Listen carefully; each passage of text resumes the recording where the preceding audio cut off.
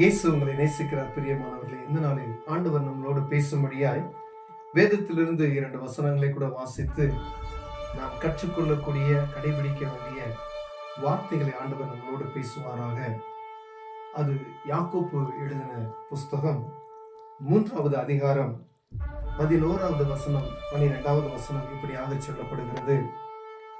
ஒரே ஊற்றுக்கண்ணிலிருந்து தித்திப்பும் கசப்புமான தண்ணீர் சுரக்குமா?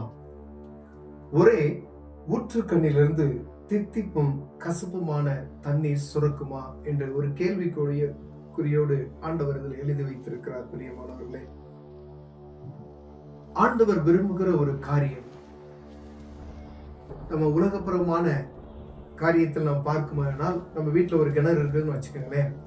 அந்த கிணத்துல ஒன்று நல்ல தண்ணி கிணறு இருக்கும், இல்லை உப்பு தண்ணி கிணறு இருக்கும், இல்லை ரெண்டுமே பக்கத்துலயே இருக்காது. ஏன்னா ஏதாவது ஒரு தண்ணி தான் அதுல வரும். உலகத்துல எங்கேயும் நீங்க நம்ம எங்க சுத்தி பார்த்தாலும் உப்பு தண்ணி கிணறு உப்பு தண்ணி தான் கொடுக்க முடியும்.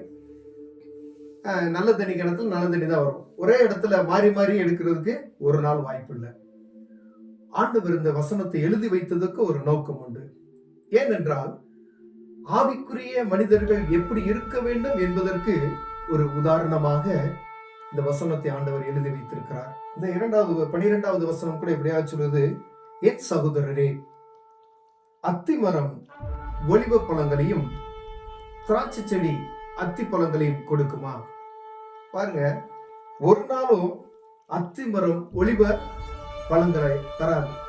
அதே போல திராட்சை செடி அத்தி பழங்களை தருமா? தராது. அதன் கனி என்னென்ன மரமோ அதுதான் தரும்.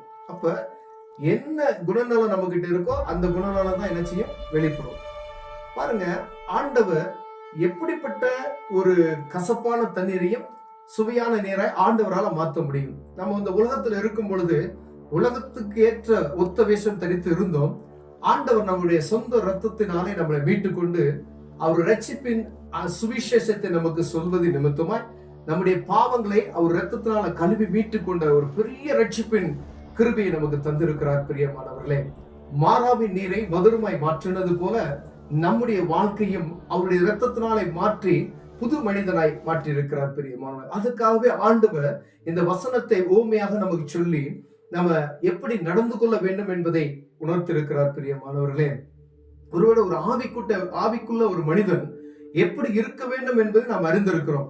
ஒரு ரட்சிக்கப்பட்ட மனிதன் எப்படி இருக்க வேண்டும் என்பதை நாம் புரிந்திருக்கிறோம். ஏன்னா ஒரு ரட்சிக்கப்பட்ட மனிதனுக்குள்ள காணப்படுகிற குணநலங்கள், வேதத்துல சொல்லப்பட்ட காரியங்களை கடைபிடிக்கிறது மாத்திரம் அல்ல, நம் உலகப்புறமான காரியத்தில் நடந்து கொள்வது ஒரு அநேக காரியங்கள் இருக்கு. ஒருவேளை நீங்க வெளியில போறீங்க, உங்களை பார்த்தா இவர்கள் தெய்வ மனிதர்கள், கர்த்தருடைய பிள்ளைகள், இவர்கள் ஆண்டவருடைய பிள்ளைகள் என்று சொல்லுவார்கள். பார்த்தீங்களா? அதுதான். ஒருவேளை நீங்க போகும்போது இவனா அப்படின்னு சொல்லிட்டாங்கன்னு வச்சுக்கோங்களேன், அப்ப அந்த இடத்துல என்ன ஆயிரும்? ஒண்ணுமே இல்லாம போயிடும். அவ்வளவுதான். கர்த்தருடைய பிள்ளைகள் அப்படின்னு சொல்லுகிறதுக்கும் இவங்களா அப்படின்னு கேட்டுட்டாங்கன்னா என்ன செய்யும்? இந்த இடத்துல மொத்தமா மாறிடும்.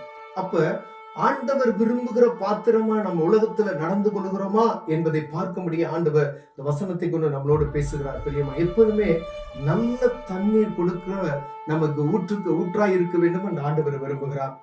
ஆண்டவருடைய சொந்த ரத்தத்தினால் நம்ம மீட்டு கொண்டார் என்பதை ஒரு நாள் நம்ம மறந்து போய்விட கூடாது. பிரியமானவர்களே, ஒருவேளை உலக பிரமாண காரியத்தில் நான் இருப்பேன், ஆண்டவருடைய காரியத்தில் இருப்பேன் அப்படின்னு சொன்னா அது ஒரு நாள் என்ன செய்ய முடியாது? நிக்க முடியாது. ஏன்னு கேட்டீங்கன்னா, ஏதாவது ஒரு பக்கம் தான் நம்ம நிலையா நிக்க முடியும். ஆண்டவருடைய பிள்ளைகள் ஒரு உலகத்துக்கும் இந்த பக்கமும் அப்படின்னு ஒருவேளை ஒரு உதாரணத்துக்கு நம்ம எடுத்துன்னு வச்சுங்களேன், ஒரு போட் இருக்குன்னு வச்சுங்களேன், அந்த போட்லயும் கரையிலும் காலை வச்சுக்கிட்டு இருந்தோம்னு வச்சுங்களேன், நம்ம பாதி அங்கேயும் இல்லாம எங்கேயும் இல்லாம வச்சிருவோம். என்ன செஞ்சோம்னா தவறு என்ன செஞ்சிருவோம்? தண்ணியில விழுந்துருவோம். அப்படிதான் ஏதாவது ஒரு இடத்துல நம்ம விழுந்து போகக்கூடிய ஒரு சூழ்நிலை வந்துவிடும். பிரியமானவர்களே, அதனால எப்பொழுதும் எச்சரிக்கையா இருக்கும்படி ஆண்டவர் விரும்புகிறார். ஆண்டவர் சில வசனங்களை கடுமையாக நம்ம பேசுகிறார். அனலும் இல்லாதபடி குளிரும் இல்லாதபடி நீ இருந்தனா அவனை வாந்தி பண்ணி போட்டுருவேன்னு சொல்லுகிறார். கர்த்தருடைய பிள்ளைகளாகிய நம்மிடம் தான் ஆண்டவர் என்ன செய்கிறார்? பேசுகிறார். ஒருவேளை நீ ஆவிக்குரிய மனிதனை போல நடித்து கொண்டு உலகப்புறமான காரியத்தில் இருந்து கொண்டே இருந்தோம் அப்படின்னு சொன்னோம்னா, அடிக்கடி தன் புடரியை கடினப்படுத்துகிற மனுஷன் சடுதியில் நாசமடைவான் என்று வேதம் சொல்லுகிறது. பிரியமானவர்களே, ஒரு ஆண்டவர் நம்ம கிட்ட பேசிட்டே இருப்பாரு. ஒரு குறிப்பிட்ட காரியத்தை குறித்து ஆண்டவர் என்ன செய்வாரு? என் மகனே, என் மகளே, வாங்க வாங்க அப்படின்னு சொல்லி பேசிக்கிட்டே இருப்பாரு.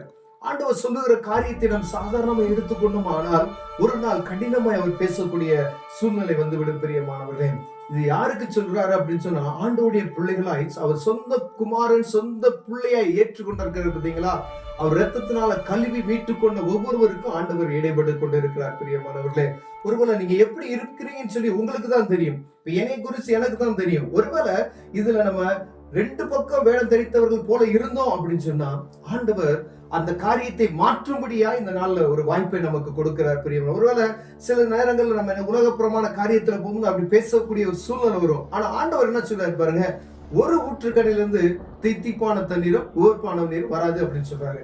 அப்ப நீங்க கர்த்தருடைய பிள்ளைகளாவே நடந்து கொள்ளணும். அப்ப அங்க போய் நம்ம அப்ப நடிக்கக்கூடிய ஒரு சூழ்நிலை வரும். இல்ல நம்ம என்ன செய்யணும், ஆண்டவரை ஏமாத்துற ஒரு சூழ்நிலை அந்த இடத்துல வரும். பிரியமானவர்களே, ஒரு அப்படிப்பட்டதான சூழ்நிலை நம்ம இருப்போம்னா, இந்த நாள் ஆண்டவர் சமூகத்துல, ஆண்டவரே எனக்கு இப்படிப்பட்டதான கிருபையை எங்களுக்கு தாங்க, மன்னிச்சிருங்க அப்படின்னு சொல்லி நம்ம கேட்கும் பொழுது, ஆண்டவர் அவர் மீண்டுமாய் நம்மை தொட்டு ரட்சிப்பதற்கு, நம்மை சரியான நீரூற்றாய் மாற்றுவதற்கு ஆண்டவர் பிரியமுள்ளவராய் இருக்கிறார். கண்களை மூடுவோம், ஜெபம் செய்வோம். அன்பின் தகப்பனே, இந்த அருமையான நாளில இந்த வார்த்தைகளை கேட்கும்படி தேவன் கொடுத்த கிருபைக்காய் ஸ்தோத்திரம் ஐயா. ஆண்டவர் பிள்ளைகள் இப்படித்தான் இருக்க வேண்டும் சொல்லி நீங்க விரும்புறீங்க. ஆண்டவரே, நாங்கள் நல்ல பாதையில நல்ல மனிதர்களா நடக்க, ஆண்டவரை பிரதிபலிக்கிறவர்களாய் காணப்பட எங்களுக்கு உதவி செய்யுங்க. ஆண்டவரே, உலகத்துக்கு ஒத்த விஷயம் தெரியாதபடிக்கு ஆண்டவரே எப்பொழுதும் ஒரே மாதிரி நாங்கள் நடந்து கொள்ள கிருபை பாராட்டுங்க. இயேசுவின் நாமத்தில் பிதாவே, ஆமென்.